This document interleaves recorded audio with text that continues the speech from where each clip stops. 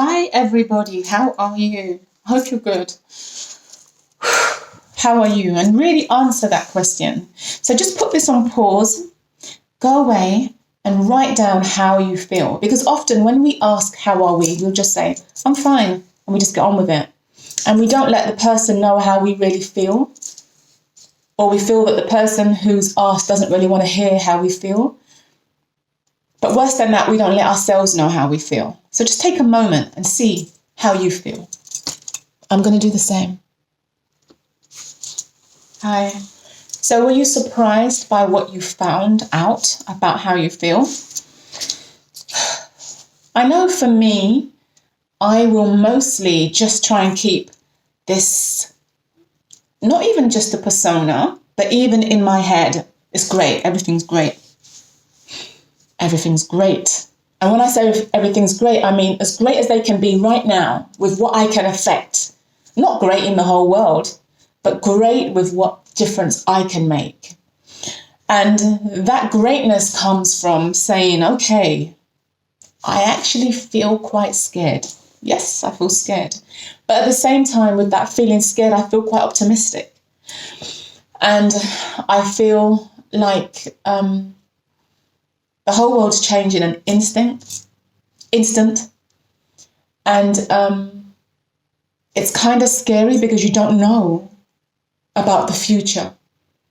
And that seems like a strange thing to say, but it's what a lot of people are saying. But guys, we never ever knew about the future. Even before the coronavirus, we had no idea what tomorrow was going to bring, or the next hour, or the next minute, or the next second, or the next moment. We have no idea. But we live in faith.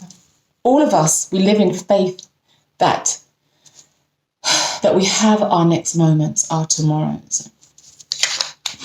And so that has been an amazing awakening in the sense that it's like jolted us to say, really listen to that thing that says live in the moment, because the moment is all we have, is all we really and truly have. And it's a wonderful thing to know. And so that makes me feel happy because I know my moments can be amazing. I can make my moments amazing because I have that right now. An hour from now, a day from now, who knows what happens? Who knows? Whoever knows what happens? I actually felt really quite sad when I got home this morning because I did a little bit of shopping and there was a letter at my door. And after I cleaned it, I opened it and it was this poster that has come through maybe most people's doors today. And one part of it says, do you need someone to run errands, to do your shopping or walk your dog, borrow a book, or have phone conversations with to combat loneliness? We are a group of residents who are here to help.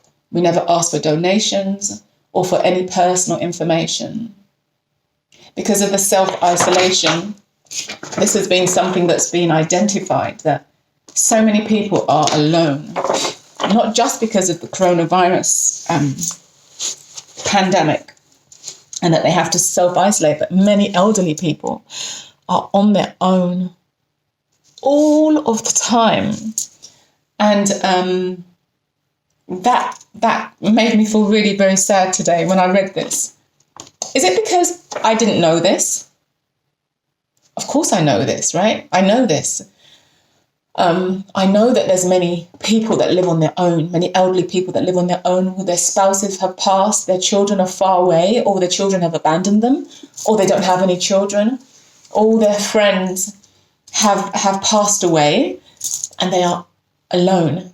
And maybe their only bit of socializing would be to go up to the shops and get a paper or get some bread and milk, or just go and do their weekly shop and have a bit of communication. And after that, nothing. Even a trip to the GP would be like an outing for them. And now there's none of that. And so they're isolated. But some people are isolated all the time. And so I am guilty of being blind of that. I live in an estate, and my one block there are a couple of elderly people, and some of us residents have formed a group, and we have just been identifying those residents because during the coronavirus outbreak, we want to make sure, pandemic, not outbreak, we want to make sure that they're okay. So we've been kind of working on that. But it's heartbreaking. It's heartbreaking how we live isolated lives anyway. Yeah, we can go out and do stuff, and we go and party with a group of people who we don't even know, or we go and sit in the pub and we drink until we're so drunk that we can't really think of anything because we're not really happy with our lives. So we kind of cloud how our lives are. We have those kind of lives. But do we really have a life where we socialize and love the people around us and build a beautiful community? We do not. We don't. We all become quite meme-fied. What have I got? What do I have around me? Okay, I have my TV, and I have my nice warm house, and I have my food, and I have my wine on Saturdays, and I have a couple of friends that I might invite round, and I have a couple of people I'll go and meet, and I'll have some people, I'll go and look at this band, and I'll do this, and I'll do that, and I'll do that, and I'll do that. I think some of our lives can be quite pointless. And when I did that list, I wasn't just talking about me. And some of those things aren't me. I'm just saying in general, it's what we do. We need community. And we need to form communities around us. Where we live should be our little village. You should know your neighbours. Did I? No. Do I now? Much more, yes. Because I've gone and put posters up and told people, call this number, let's form a group, let's get together, let's help each other out during this time and after as well.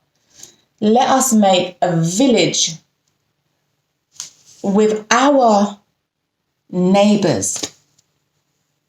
And if everyone makes a village, we will have a much better, happy community. Let us pray for each other and look after each other. Let us not get confused about who's worshipping that God and that God and that God and that God. We can see that it's not, if you worship this God, you're not going to be affected by the pandemic. We're all being affected equally. We're being affected by this. We have to come together as a race of people.